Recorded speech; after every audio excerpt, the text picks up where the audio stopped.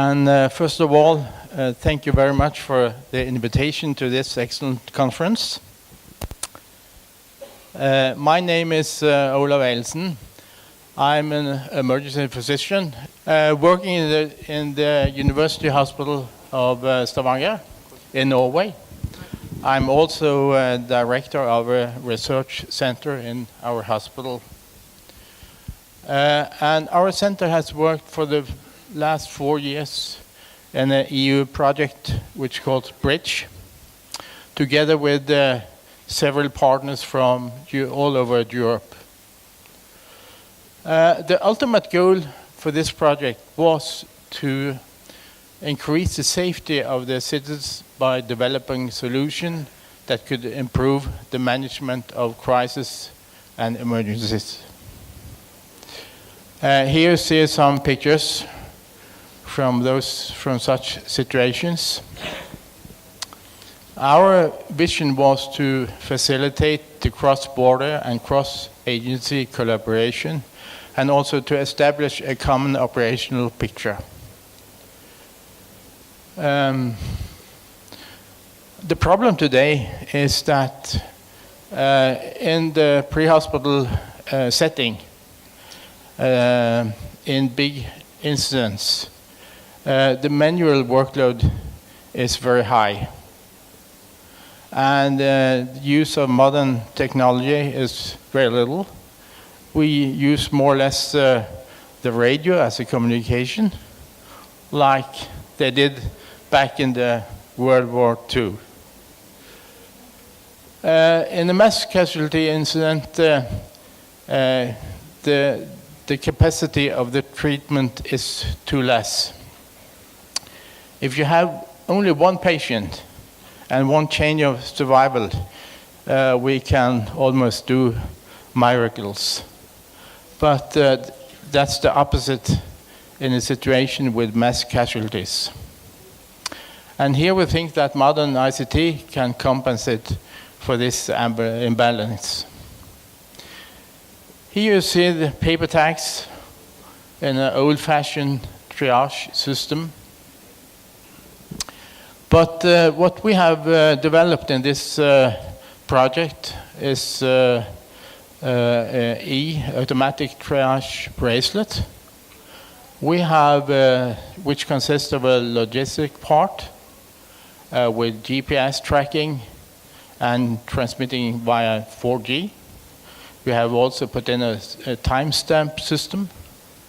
And together with a micro-patient monitor, you see a picture of the e-triage bracelet on the right-hand side. And in addition to a traditional patient monitoring, we have put into some 3 movement sensors. And we are trying to develop the movement sensors like a conscious indicator based on the movements, and trying to correlate that to the Glasgow Coma Scale. That's a very interesting project. Here you see the timestamp system.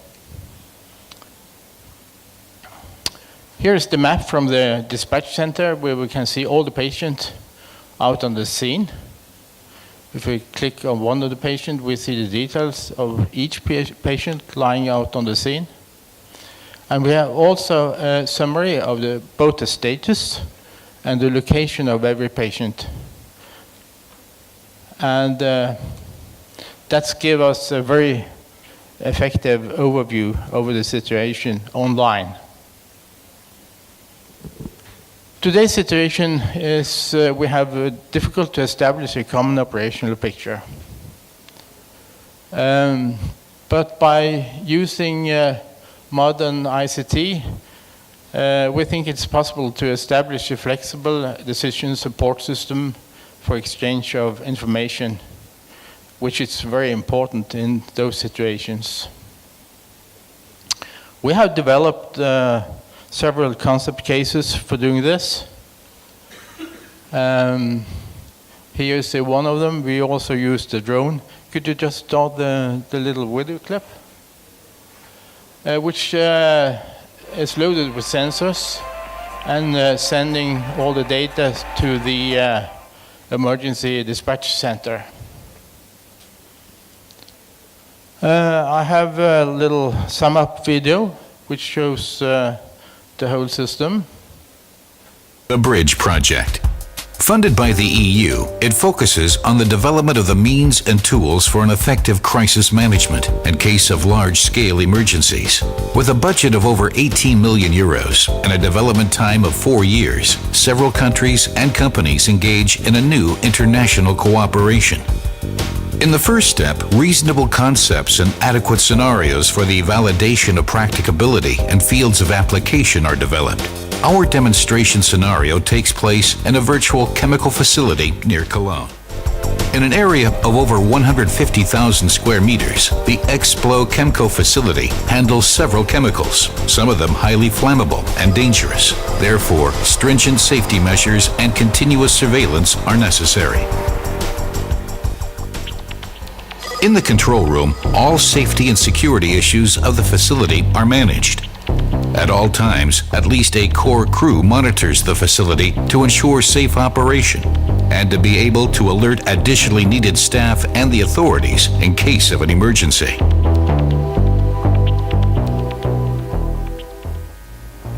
But now, the unthinkable happens.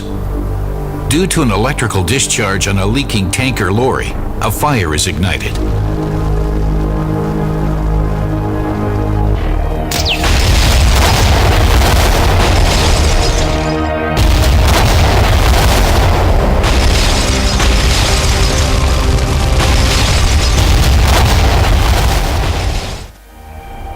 The blast waves knock over chemical towers, damaging buildings, even on the far reaches of the site, shattering windows across the industrial estate, resulting in a large number of victims, heavily injured, buried under debris, or killed.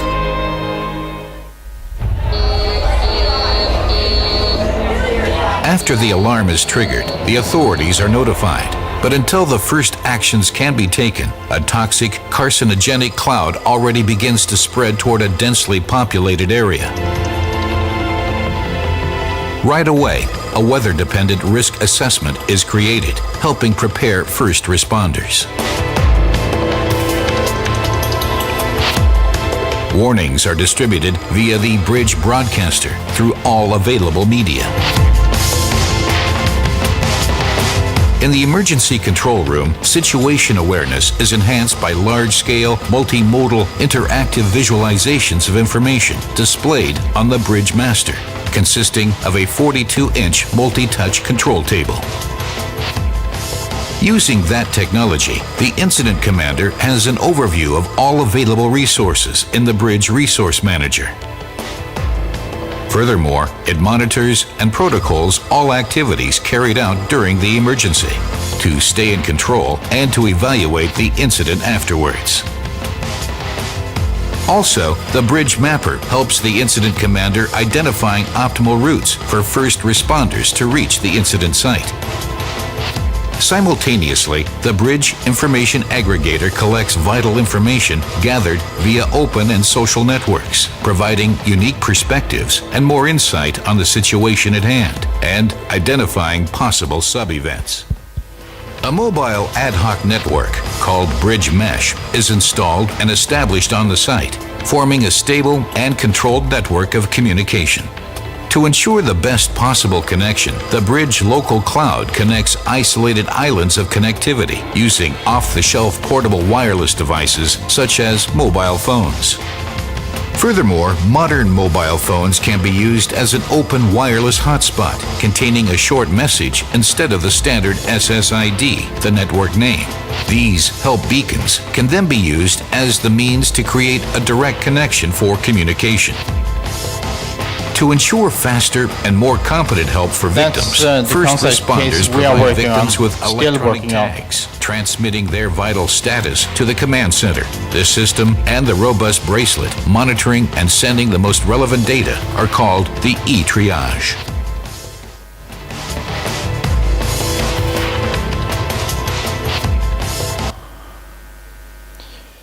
So my conclusion, and we have tested all the concept cases because our center had a responsibility for the end user advisory board in that project.